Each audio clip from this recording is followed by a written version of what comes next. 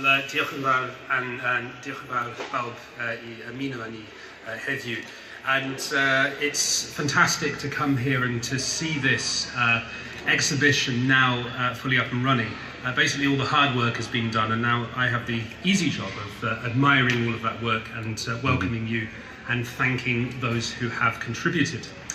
So first of all, I would like to thank, of course, the National Assembly for hosting us here for the next several weeks and ensuring that we could bring together this wonderful exhibition at the same time that you see the Weeping Window installation here as well. And I'd also very much like to thank the European Commission Office in Wales for supporting our schools programme and Photo Gallery for being a partner in delivering the films that you see being played at the back of this room. And of course the Heritage Lottery Fund for its support of the overall Wales for Peace project that my charity, the Welsh Centre for International Affairs, is organising. Now, this theme of women, war and peace is one that's been emerging slowly in the work we've been doing through Wales for Peace over the last 2 years. And I think when we saw the work that Lee had been doing, we saw an opportunity to bring that theme into an exhibition which is the kind of thing that does what Wales for Peace does best, and that's using our understanding of the heritage of war, the experiences of war and the experiences of striving for peace to understand the contemporary issues that face us all now. And it has been great to work with Lee to bring that vision together, and obviously we'd like to thank her very much for being so accommodating and so willing to share her work with us. And what is also great is to be able to combine that with, excuse me, as Anne mentioned, the book of Remembrance being here, which takes our minds back 100 years to the sacrifices that were made by those people from Wales and who fought in Welsh regiments. So we're trying to do two things. We're trying to remember war, wars that have gone by, and also much more contemporary recent wars, and we're trying to commemorate the role of those people who've tried to strive for peace as well. And of course, the other thing that makes Wales for Peace so special as a project is that we're able to work with so many dedicated and talented volunteers to deliver this work.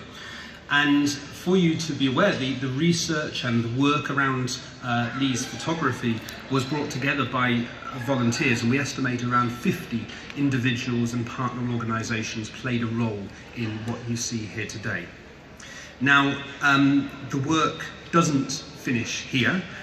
We will be collecting more stories of inspirational women as the exhibition goes on. So, by the way, if you have a story that you'd like to share, whether perhaps looking at one of these stories inspires you to think of something from your own family or someone who you may know, who you think deserves to have their story shared, you can leave your details here at the exhibition, or you can speak to one of the Wales for Peace team. And I'm going to just ask them to embarrass themselves. Those of you who are part of the Wales for Peace staff team, perhaps just to put up your hands so you can... there we are. These are the people who you can talk to. They deserve that.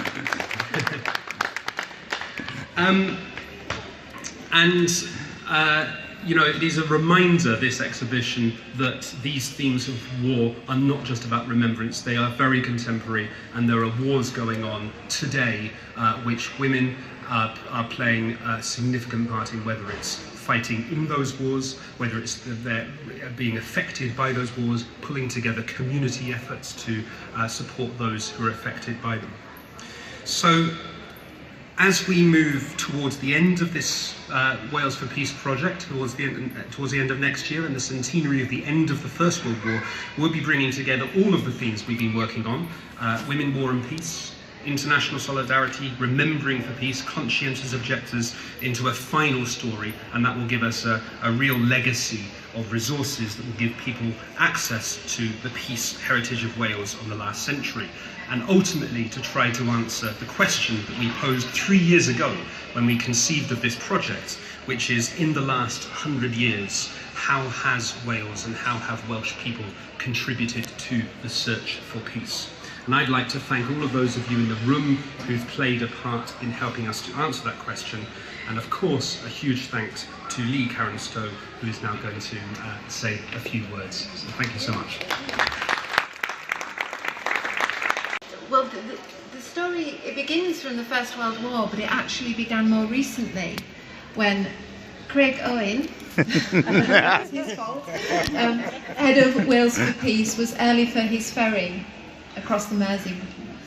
And he wandered into the Museum of Liverpool, where the Poppies Women War Peace exhibition was on, and that's 10 years of my work, and 70 portraits of women affected by war was on.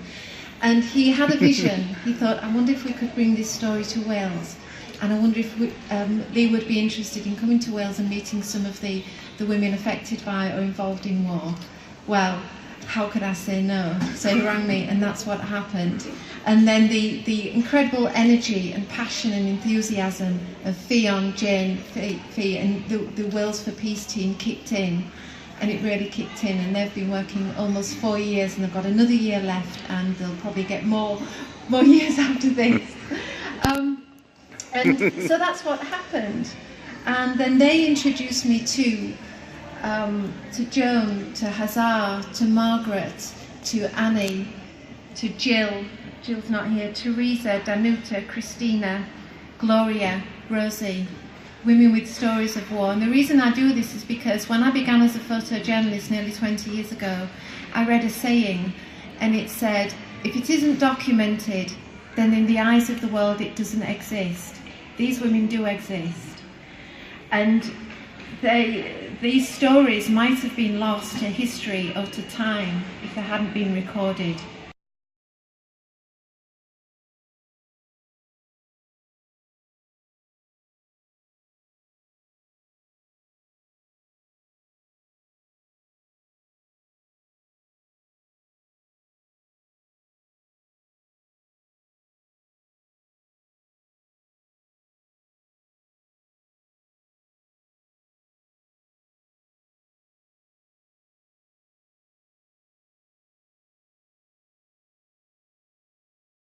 Thank you.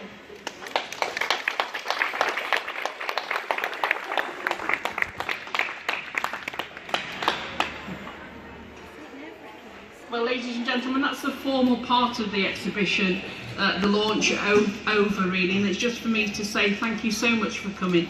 Thank you to Lee for coming and sharing those words with us, and she's just made me think about, you're right, if we don't document anything, it's lost. And so I would urge as many of you as possible who've got memories of how women have helped shape society, and there's many, I can see so many here must have those stories, then please do give them your stories, because I think it's important for generations to come that we actually celebrate and we can actually say this is something that women did to help, and we should never forget that women have played that part across the world. So also to reflect, just to sit here and reflect. The weeping window outside, the fact that Lee said quite openly there about behind every poppy is to represent a number of men who fell, but alongside them there are grandmothers, there are mothers, there are sisters, and so we need to look at that as well. So please do take time to look around and look around this building. For those of you who you know, this is the home of Welsh democracy. This is what we have to celebrate now, and we have to put those stories there of women who made those sacrifices so that we can stand here today free and able to talk about democracy and its meaningful subjects to us. So thank you ever so much for coming. I'm going to stay around and have a look at the exhibition, and I'm delighted that so many of you have turned up, and thanks very much to Lee and to Martin for working together for us to be able to have this here. So diolch yn fawr iawn, thank you very much. Thanks.